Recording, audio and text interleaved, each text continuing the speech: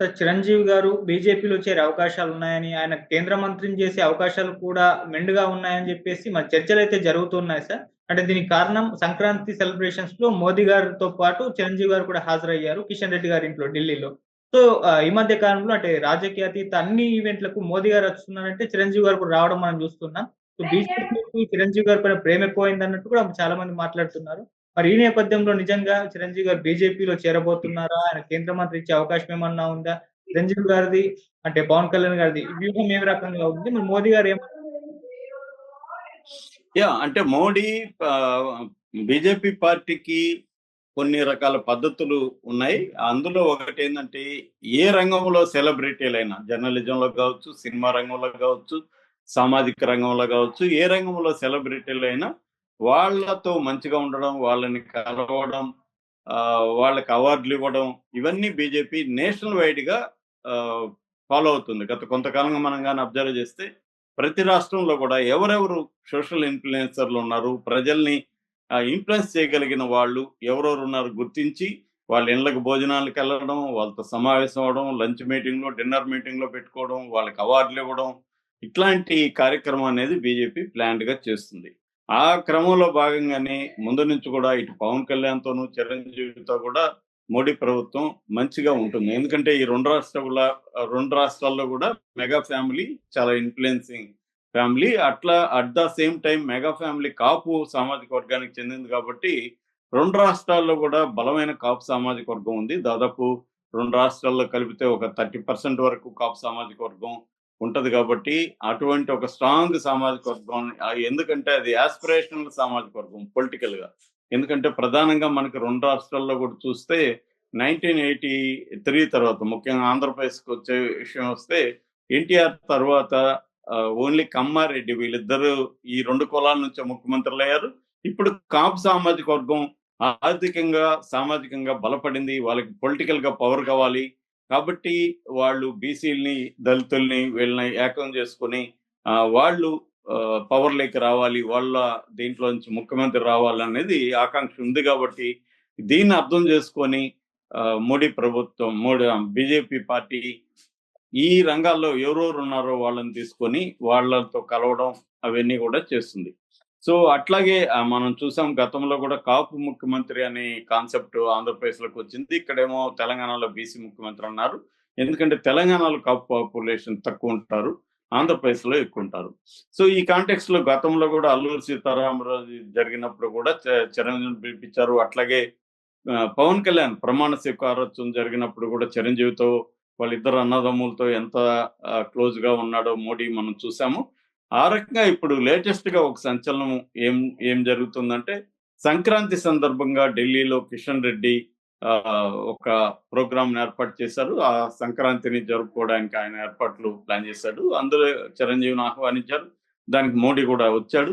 So, Modi చిరంజీవికిని అక్కడ తన దగ్గరే ఉంచుకొని చిరంజీవితోనే గడుపుతున్నట్టుగా మనకి విజువల్స్ వచ్చాయి. జ్యోతి ప్రజ్వలనం కూడా చిరంజీవిని చేయించారు.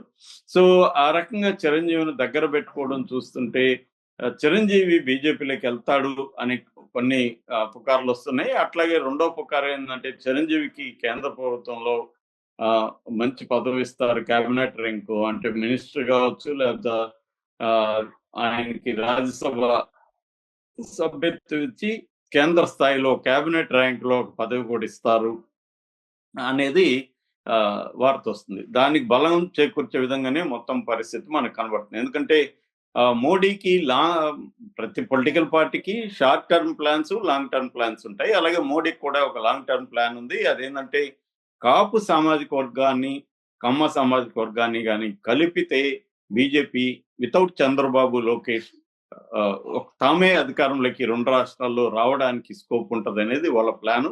సో, చిరంజీవిని ఇక్కడ తెలంగాణలో బలంగా వాడుకోవాలి. అక్కడ పవన్ కళ్యాణ్‌ని ఆంధ్రప్రదేశ్ ప్లస్ సౌత్ ఇండియాలో వాడుకోవాలి. ఎందుకంటే వీళ్ళిద్దరికి కూడా టోటల్ ఇండియా లెవెల్‌లో మంచి ఇదుంది. ముఖ్యంగా సౌత్ ఇండియాలో చిరంజీవి, పవన్ కళ్యాణ్ తెలియని ఎవరు ఉండరు. అట్లాగే తెలుగు వాళ్ళ పాపులేషన్ గూడా సౌత్ ఇండియాలో ఇటు కర్ణాటకలో, ఇటు తమిళనాడులో గూడా గట్టిగా ఉంటది. సో, మొన్న మహారాష్ట్రకి గూడా పవన్ కళ్యాణ్‌ని తీసుకెళ్ళి క్యాంపెయిన్ చేయించారు. సో, ఇది ఒక ప్లాన్ అయితే రేపొద్దున చంద్రబాబుని నమ్మలేము. చంద్రబాబు డిపెండబుల్ ఫ్రెండ్ కాదు. ఆయన మళ్ళీ ఇండియా కూటమి బలంగా ఉందనుకుంటే అటు జంప్ కాడని గ్యారెంటీ లేదు. అందుకోసం పవన్ కళ్యాణ్ ముఖ్యమంత్రి చేస్తామనే హామీతో గాని ఆంధ్రప్రదేశ్‌లో బీజేపీ ప్లస్ జనసేన కలిసి గాని అక్కడ పోటీ చేస్తే అక్కడ అప్పుడు బీజేపీకి విన్నింగ్ అవకాశాలు పెరుగుతాయి. ఎందుకంటే జగన్‌ని వాళ్ళనుకుంటే ఏ క్షణంలోనే జైలుకి పంపించొచ్చు. ఆల్రెడీ అతని మీద కేసుల కత్తులు వేలాడుతున్నాయి. వాళ్ళనుకుంటే ఆ బెయిల్ క్యాన్సిల్ అవుతుంది. జగన్ జైలుకి పోతాడు. లేదు స్పీడీ ట్రయల్‌ని వాళ్ళు ముందుకు తీసుకొచ్చి ఎందుకంటే కోర్టులో ఆల్రెడీ ఎందుకు స్పీడ్‌గా మీరు ముందుకెళ్ళట్లేదు అనేది అడుగుతున్న ఇన్వెస్టిగేటివ్ ఏజెన్సీలని. సో ఇన్వెస్టిగేటివ్ ఏజెన్సీలు గాని స్పీడప్ చేస్తే జగన్‌కి కన్విక్షన్ పడితే 2 ఏళ్ళు కన్విక్షన్ పడితే జగన్ ఇంకా పోటీకి అనర్హత వచ్చేస్తుంది. సో జగన్ లేకపోతే ఇంకా వైసీపీ పార్టీ ఉండదు.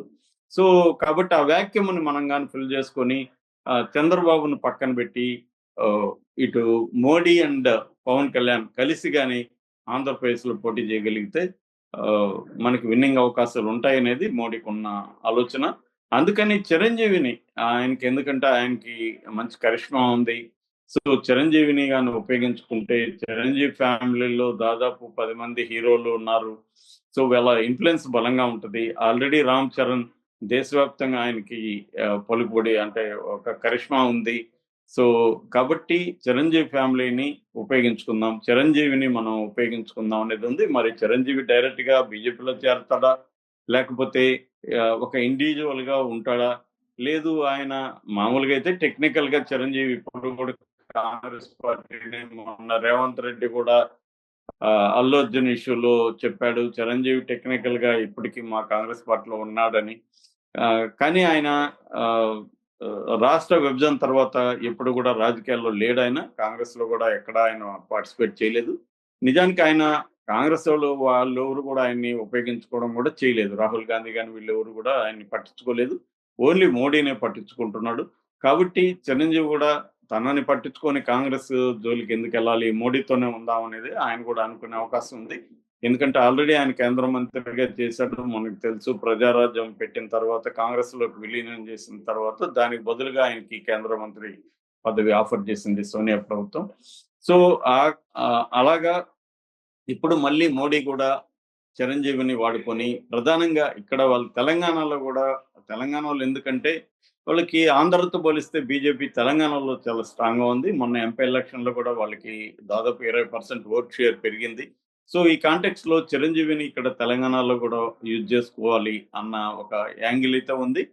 సో వాళ్ళు గాని బీఆర్ఎస్‌ని వీక్ చేయదలుచుకుంటే బీఆర్ఎస్‌ని వీక్ చేయడం ఈజీ అవుతుంది. ఎందుకంటే రేవంత్ రెడ్డికి కూడా బీఆర్ఎస్ మీద చాలా సీరియస్ కోపం ఉంది. రెండోది బీఆర్ఎస్‌ని వీక్ చేస్తే రేవంత్ రెడ్డి అప్పుడు బీజేపీ ఒకటే ఎనిమి ఉంటది. ట్రయాంగిల్ దీంట్లో కాంగ్రెస్‌కి వీక్ అవుతుంది అన్న భయం కూడా ఉంది. ఎందుకంటే అసెంబ్లీ ఎన్నికల తర్వాత కాంగ్రెస్ పార్టీ ఎంపీ ఎలక్షన్‌లో అనుకున్న స్థాయిలో పెర్ఫార్మన్స్ ఇవ్వలేకపోయింది.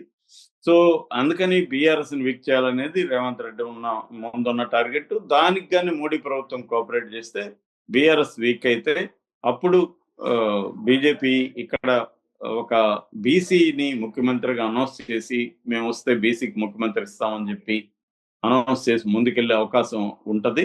సో అప్పుడు ఇక్కడ విన్నింగ్ అవకాశాలు ఉంటాయి. దానికి వాళ్ళు ఏంటంటే ఒక కరిస్మాటిక్ లీడర్ కావాలి, ఒక కరిస్మాటిక్ ఫిగర్ కావాలి వాళ్ళకి. చిరంజీవిని ఇది చేసుకుందామని. చిరంజీవిని ఇక్కడ ఆంధ్రప్రదేశ్‌లో కూడా ఇది చేసుకోవచ్చు. దానికి బదులుగా చిరంజీవికి కేంద్ర స్థాయిలో ఒక కేబినెట్ రాజ్ స్థాయిలో పదవి ఇవ్వాలనేది ఆలోచనగా చెప్తున్నారు. అందుకని సంక్రాంతి కూడా ఒక ప్లాన్ చేసి మోడీ సూచనల మేరకి కిషన్ రెడ్డి అసలు సంక్రాంతి ఫెస్టివల్ అక్కడ జరిపి చిరంజీవిని పిలిచారనేది చెప్తున్నారు. అట్లాగే కొంతమంది ఇన్ఫ్లుయెన్షియల్ పర్సన్ ని నాగేశ్వర రెడ్డి అలాంటి వాళ్ళని AAG hospital doctor Nageswara Reddy ఇలాంటి వాళ్ళని కూడా అక్కడ పిలిచినట్టు చెప్తున్నారు.